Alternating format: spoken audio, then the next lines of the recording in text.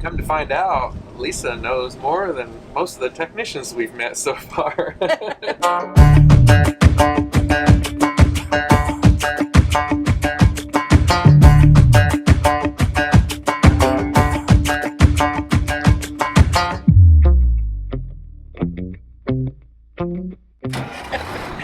Your son-in-law and daughter also have a YouTube channel as well? So it's Rebecca and Ben. They have His and Hers vlogs, and they're from Alaska. They've been doing this for about 7 years. This is Ben and Rebecca from His and Hers vlogs. So they have some pretty awesome Alaska videos and technical videos and RV videos, and then now they have a global expedition vehicle. Yeah. They're getting ready to go worldwide, so.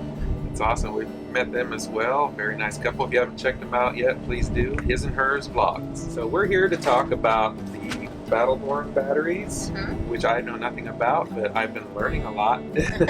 Well, just give you a little background on myself. So you're like, where is this person coming from? I have a 38-foot diesel pusher, Tiffin red, and it's a 2010. I purchased it just about a year ago now. And I travel basically by myself. My mother did some traveling with me, but right now just by myself. So I work on it, I drive it. I have a long-standing history of being around RVs. My parents had them all my life, and so I really enjoy the camping life, the RV life. And then my career history is that I was an emergency room physician and did mainly trauma for 33 years. Yeah, so I deserve my retirement. Yeah, I guess. And so I have a lot of technical information from all that education I did in physics and chemistry, and then I have a lot of just general education. My dad was always working on something, and I was right out there with him. You had to be able to change your own tire and you know, change your own oil and do everything that you did. And so I have a lot of information, because sometimes people go, well, you know, how does she know what she's talking about? But I do have a lot of information from a lot of years of experience. But she really does. I decided about 3 years ago I wanted to do this, and so I did a lot of research for 2 years on which coach I wanted, and why I wanted it, what I wanted to, you know, what I wanted to do with it. And one of the biggest, most important things to me that I realized when I was looking for a coach is that I wanted solar and I wanted lithium batteries, and mainly because I love people. People are great, but I also like sometimes to have some alone time and not be, you know, close to every single person. And a lot of the wonderful things to see in our country are out in the boondocks or the national parks. And so when I bought my coach last June, the only thing on my checklist that I wanted that it didn't have was solar and lithium batteries. So this year I did an install, and I put 800 watts of solar on my RV, tiltable solar, and then I rewired my RV because it wasn't wired for solar because it's a 2010, upgraded my inverter, my PT controller, my remote, and then did lithium batteries. And a lot of people don't really understand all about lithium batteries yet, but they are going to be the best thing that ever happened to RVers. Brett and I were talking, I was telling him that, you know, one of the things that I learned with all my solar education of myself was that if you talk to the gurus who are installing solar, they really upsell you on a lot of things that you don't need. The first person that came and actually did an estimate for me estimated $28,000 to put solar and lithium batteries on my coach, and that's just absolutely ridiculous. Wait a minute. You're telling me that people actually try to upsell you? They do. Really? They really do. And so I like to tell people I did very basic information, and I literally, with my 800 watts of solar, my 4 lithium 100 amp batteries from Battleborn, I can, for short periods of time, run my air conditioner. You know, like I was telling you, when I stop to get fuel, I usually run my roof air conditioners to keep my dogs cool. And so now when I turn the engine and the generator off to fuel up, then I still have air conditioners because they're running on my batteries. The longest I've ran the air conditioners is 40 minutes. It's not made to run your air conditioners. I want people to understand that. But the fact that it can run the air conditioners tells you that it's very well set up, because otherwise I wouldn't be able to do that. I can run my microwave off of it if need be for short periods of time, things like that. One of the biggest things, one of the biggest things I think that people do is they put way too much solar. And so with 800 watts of solar, my batteries are pretty much 85 to 100% full all the time, even if I'm only using batteries. So what that tells you is that I have plenty of solar, I don't have enough storage, which is your batteries. And that's where people get mixed up. You know, they'll take a coach this size and, you know, they'll put 3,000 watts of solar on it. Well, that's just a waste, especially if you keep lead, acid, or AGM batteries, because you can't store that. So you're collecting all this energy, but then you're wasting all that energy. It's not like when you have a solar on the house and you can sell it back to PG&E, right? Right, yeah. You can't sell it back to the electric company here. That's the first thing that I like to really make people understand is you don't need near as much solar as you think you do. The best way to look at how much solar do I need is to figure out your appliances, and you should all have manuals for your different appliances. Figure out how many amps it takes. So for instance, I've got a 15,000 BTU heat pump air conditioner combination in the front of my coach. And before I actually measured all this, it was pulling 18 amps to start and about 14 amps to run. So I actually put a soft start on it, and we brought it down to about 13 to 14 to start and 11 to run, which makes a big difference in how much actual energy you need. Yeah. But you figure out what you need and how many hours a day do you actually use that? Because if you added everything up in your coach, then you might come up saying you needed 3,000 watts, right? At the same time, you don't need everything running at once. How often do you actually use your coffee pot or your microwave or whatever?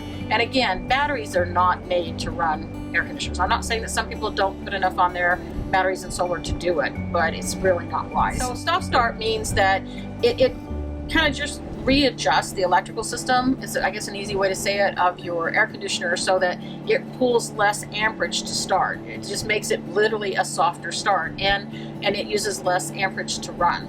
And I haven't, people ask me, well, since you put that on, have you seen any difference in the cooling capabilities? And I have not. Mainly what a lot of people run into is when they put solar in, it doesn't handle it because your air conditioners draw so many amps that as soon as they try to kick on, it pops breakers. So that's what the soft start's for.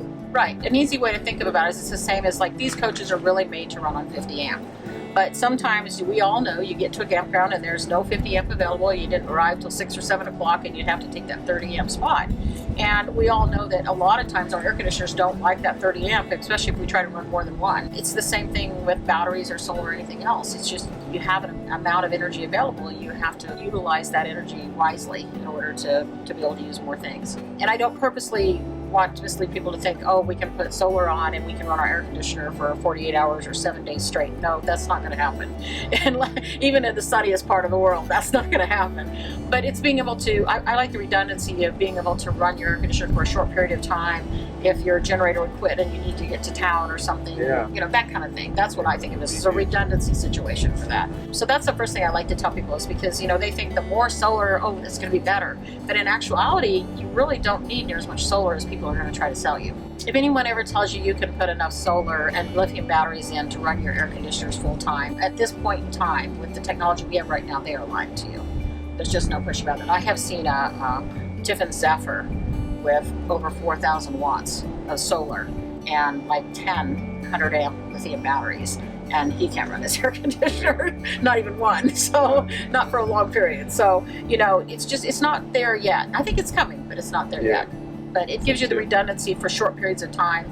Say your generator goes out or you get a little low on fuel, you need to go to town, those kinds of things. The other thing that I really like to talk about, because I think it's a myth out there in the solar world, is that you don't have to buy the most expensive solar panels. They've actually done studies and they've used the most expensive solar panels on the market, and they've used the least expensive, and this was done for homes, but it goes across the border for RVs and everything else, the least expensive, Chinese produced panels that you can get. And what they found is they all work pretty much about the same. They don't draw any more amperage in than just because they're the most expensive, but they do break easier if they're the lower end. So most people have come to the conclusion that, the solar guru is that you can really kind of go middle of the road. So I literally paid less than $1 per watt on my solar panels and got very high-end solar panels built here in the United States with a lifetime warranty. And you have how many panels? I have 200 watt panels, so I have 4 of them. So I have 800.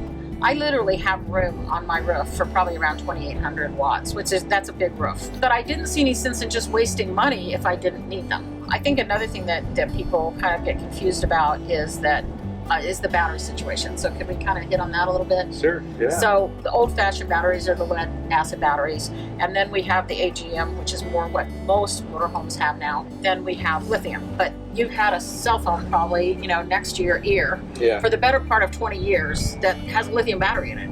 Now, does something go wrong once in a while? Yes, it does. But so does something go wrong once in a while with AGM or with lead acid battery. They're very safe now, so that's one thing. Another myth is that, lithium batteries are so expensive, they really don't make sense. But they actually do make sense. That's what I kind of want to help you understand is, number one, their lifetime is more like 15 to 20 years. And we're new in the lithium battery. That's huge. And so we don't really know, all the statistics, but they know that, right now the average is, they say 15 to 20 years. And so even if it was less, let's say it's just 12 years, how long does most of your AGM batteries last? Yeah. Maybe 5. The way that we use the batteries in these RVs, maybe 5 or 6. So if you think about that, then you would be replacing them 2 to 3 times in the amount of time that you own the lithium batteries. So they are an investment to start with. Less hassle, less maintenance. Exactly. Which is another thing that Right. has to do with how long your AGMs last, the maintenance on the Exactly. batteries. How well you take care of them, and if you remember to add that water. Yeah. A lot of people forget that, or and so that's important to know, is that it's longevity. So then if you were buying 3 sets of AGM in the same amount of time that your lithium lasted, so that makes sense, right? But the more important thing is the capacity to store. So let's just compare it. Let's take the lead acids out, because they're pretty old-fashioned and most people don't use those anymore. Let's just go with AGM, which is what the majority of people have, which could be your golf cart battery or just your regular AGM battery that you buy, depending on which one you purchase, versus lithium. When you're looking at storage, say the storage on your AGM batteries is 50%. For the exact same number, and you have 4 of them, for the exact same number of lithium batteries, if you purchase 100 amp, and I'll kind of explain that in a minute because it's kind of confusing, you literally have 200% storage versus 50% storage. So you have the equivalent of 3 times more storage in these batteries than you do in your AGMs. So that goes back to the question of how much wattage you have, in your solar. If you have 3,000 watts of solar on the top of your RV, but you have AGM batteries, you're probably storing like next to nothing in that, really. I mean, it's very, very small. Versus you can store 3 times as much in a lithium batteries. And so by being able to do that, it's pretty huge. So when you buy a lithium battery, now I'm going to speak mainly to Battleborn because that's what I know about and that's what I've researched. And I'm not an affiliate. I don't get paid for this. It's just what I researched and found out was the best thing for me. Neither do I. But my Battleborn lithium batteries are 100 amp, and that means it's 100 amp of usable, and there's the difference. Big difference. On AGMs, you can't use the entire battery. The lithium battery does have a stop point. You're probably actually only using 85% of the lithium battery at 100 amps. They make it so that you're not using it up and that you will not ruin your battery. And people think, oh, well, if I drain my lithium batteries, that's going to be all that money out the window. And that's not true. They have it fixed so that you cannot use that excess amount that's there to protect your battery.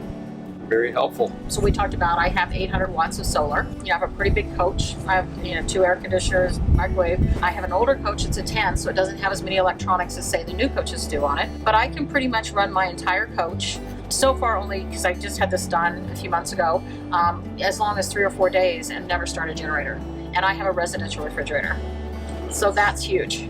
And I have never, ever, as of yet, since I installed the batteries and the solar, ever seen my voltage below 13.6.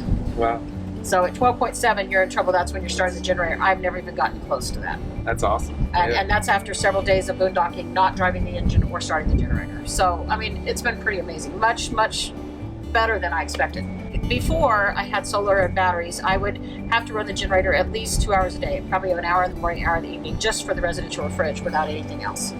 And so I've totally eliminated that for, for at least 4 days. And I think it's going to be longer once I get out and actually get a chance to try it out, which is going to be coming very soon. I'll be able to spend a couple of weeks out boondocking and see what I can actually do. It definitely makes you feel more comfortable because you have more energy there and it's less likely to go out. There's a lot of other things to talk about with the inverter and the solar controller and the remote and all those types of things. But I think that understanding just the basics of trying to figure out how much solar you need and then how many batteries you need. So, I think looking at what I'm looking at right now, I would not add any more solar because I can't even store all the energy I'm making right now. What I'm looking at, my next step, if I decide I need it, will be to add more lithium batteries. I have a friend who has a Phaeton, which is a coach very similar to mine. His is a little newer, so a little more electronics, and he runs 7 lithium batteries.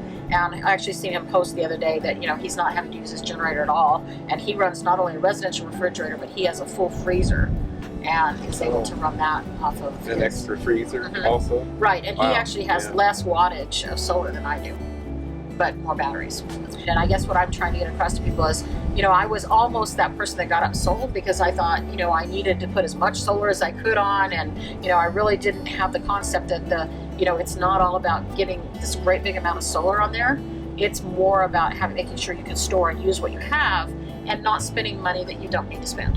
Hopefully that will really help some people out. Right. She's very passionate about helping others and making sure this information is out there so people don't make these mistakes. Last piece of advice is, you know, some people say, well, you know, this is really expensive to do and the average person can't afford to do this. You know, I spoke to a lot of people before I did this, and one of the things that a friend of mine, you know, that has this already told me, he says, you can do this in stages. You really can. You can put some really nice solar on without upgrading your batteries or anything if your batteries are okay at this point.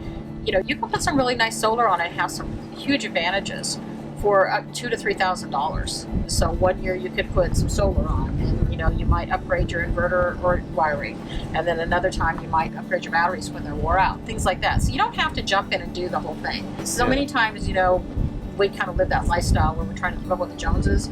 And, you know, I was raised by Depression age parents, so we're very frugal. Yeah.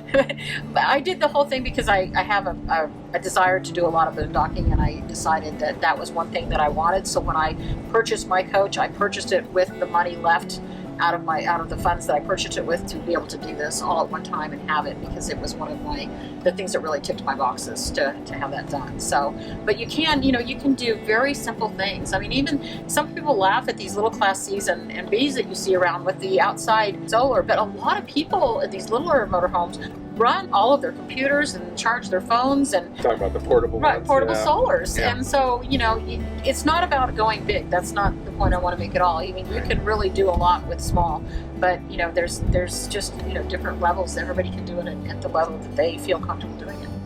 So a lot of people debate about tilting your solar or not, and this is my advice for you.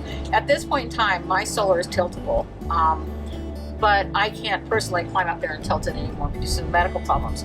But there is coming out within the next year to 18 months an electronic system to tilt that solar.